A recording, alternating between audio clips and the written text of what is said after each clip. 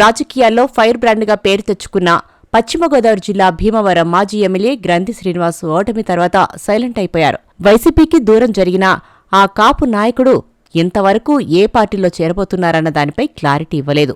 క్షత్రియ రాజులు ఇలాకగా ఉన్న భీమవరం రాజకీయాన్ని కాపు సామాజిక వర్గం పరం చేసిన గ్రంథి ఇంకా ఎంతకాలం మౌనంగా ఉంటారనేది సర్వత్రా చర్చనీయాంశంగా మారింది.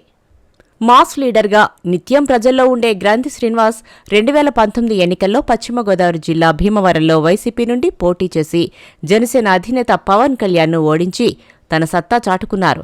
అయితే 2024 ఎన్నికల్లో వైసీపీ నుండి మరోసారి బరిలోకి దిగిన గ్రంథి శ్రీనివాస్ ఓటమి చవిచూశారు.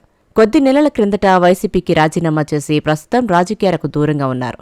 అయితే త్వరలోనే గ్రంథి శ్రీనివాస్ తిరిగి రాజకీయంగా తెరపైకి రానున్నట్లు ప్రచారం జరుగుతోంది. వైసీపీ పార్టీని వీడిన ఆయన తెలుగుదేశం పార్టీలో చేరతారా, లేక జనసేన పార్టీలోకి వెళ్తారా, లేక ఈ రెండూ కాకుండా తిరిగి వైసీపీ చెంతకు చేరతారా అనే దానిపై ప్రస్తుతం చర్చ జరుగుతుంది.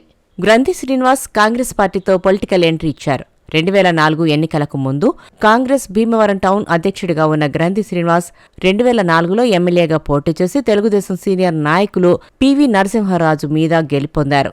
వాస్తవానికి అప్పటి వరకు భీమవరం నియోజకవర్గం రాజకీయం అంతా క్షత్రియ రాజుల చుట్టే తిరిగేది. గ్రంథి శ్రీనివాస్కు ఉన్న మాస్ ఇమేజ్తో క్షత్రియుల చేతి నుండి భీమవరం నియోజకవర్గం కాపుల చేతుల్లోకి మారింది. 2009లో కాంగ్రెస్ పార్టీ నుండి టికెట్ రాకపోవడంతో ఆయన పోటీకి దూరంగా ఉన్నారు. 2011లో వైసీపీ పార్టీలో చేరిన గ్రంథి శ్రీనివాస్ 2014లో వైసీపీ నుండి ఎమ్మెల్యేగా పోటీ చేసి పరాజయం పాలయ్యారు.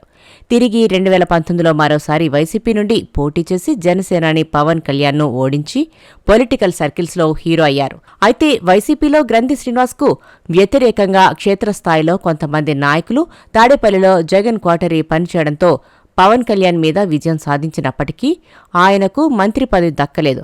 రెండో విడతలో ఖచ్చితంగా మంత్రి పదవి దక్కుతుందని గ్రంథి శ్రీనివాస్ ఆశించినప్పటికీ అప్పుడు కూడా నిరాశే మిగిలింది. అయితే ఆ సమయంలో అనేక మంది సన్నిహితులు వైసీపీని వీడాలని గ్రంథి శ్రీనివాస్కు సూచించినప్పటికీ ఆయన వినలేదు. చివరిలో ఎన్నికలకు 4-5 నెలల ముందు తెలుగుదేశం పార్టీ నుండి గ్రంథి శ్రీనివాస్కు ఆహ్వానం కూడా వెళ్లిందంటారు. ఆ ఆహ్వానాన్ని కూడా గ్రంథి తిరస్కరించి 2024 ఎన్నికల్లో వైసీపీ నుండి పోటీ చేసి పరాజయం పాలయ్యారు. ఆ క్రమంలో వైసీపీ రాజకీయాలతో విసుగు చెందిన గ్రంథి శ్రీనివాస్ పార్టీకి రాజీనామా చేశారు. ప్రస్తుతం భీమవరం నియోజకవర్గంలో గ్రంథి శ్రీనివాస్ రాజకీయ భవిష్యత్తుపై కూటమి నాయకులు రకరకాల ప్రచారాలు చేస్తున్నారు. తెలుగుదేశం పార్టీలోకి వస్తారని కొంతమంది, కాదు జనసేన పార్టీలో చేరతారని మరికొంతమంది బహిరంగంగానే వ్యాఖ్యానిస్తున్నారు. అయితే ఇప్పటివరకు గ్రంథి శ్రీనివాస్ నోరు విప్పడం లేదు. సామాజిక పరంగా, ఆర్థికంగా ఉభయ గోదావరి జిల్లాలోనే గ్రంథి శ్రీనివాస్ అంటే ఒక బ్రాండ్ ఉంది. కూటమి నాయకులు తమ పార్టీలోకి ఆహ్వానిస్తున్నప్పటికీ ఆయన ఎందుకు ఇంకా నిర్ణయం తీసుకోవడం లేదు అని చర్చ జరుగుతుంది. భీమవరం నియోజకవర్గంలో గ్రంథి శ్రీనివాస్కు పార్టీలతో సంబంధం లేకుండా వ్యక్తిగతంగా 35% వరకు ప్రజల మద్దతు ఉందని 2004 నుండి 2024 వరకు జరిగిన ఎన్నికల తీరు చూస్తే అర్థమవుతుంది. అలాంటైన అన్ని పార్టీలు తలుపులు తెరుస్తున్నా డిసిషన్ తీసుకోకపోతుండడం సొంత అనుచరులకే మింగుడు పడడం లేదట. అయితే ఈ ఏడాది మే నెల దాటిన తర్వాత గ్రంథి శ్రీనివాస్ తన నిర్ణయం ప్రకటిస్తున్నారన్న ప్రచారం గట్టిగానే జరుగుతుంది. మరి చూడాలి ఆయన అడుగులు ఎటు పడతాయో.